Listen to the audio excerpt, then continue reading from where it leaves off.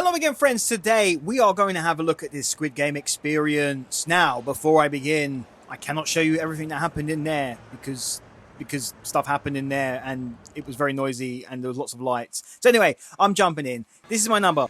Before you go in, you're kind of treated to this night market where there's signage and things to look at because you need to get processed before you enter the actual experience. They're going to give you numbers, they're going to get your photos done, and these photos will be used in the games so you can see what listing you are, because it is a competition after all.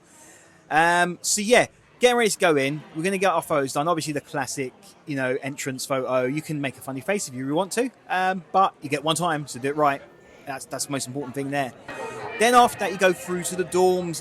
I've actually experienced these dorms for real. I'm not going to go into that too much detail. If any of you is familiar with Squid Game's The Challenge, you might understand that reference. But yeah, this is, they were real.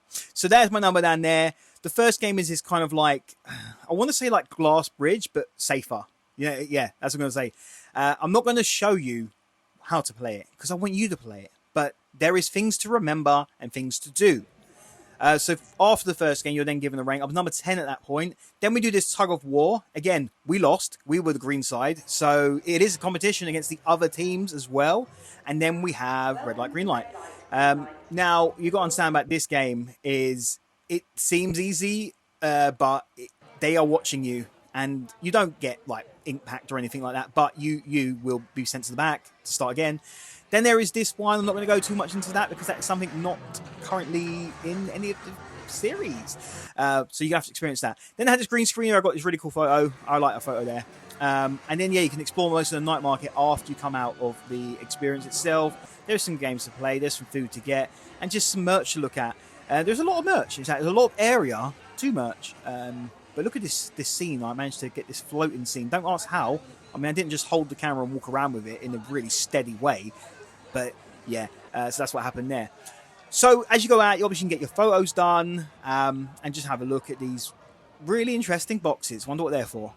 You've got things. It's more of an experience that will take you at least an hour, hour and a half, depending on how everything else is going. But it's really good as a team because you get to, I guess, put yourself against other people. But removing my notions of what the Squid Games are about, going in there fresh-mindedly, I guess is a word now, was really helpful because it's not what you expect. That's what I'm going to say to you now.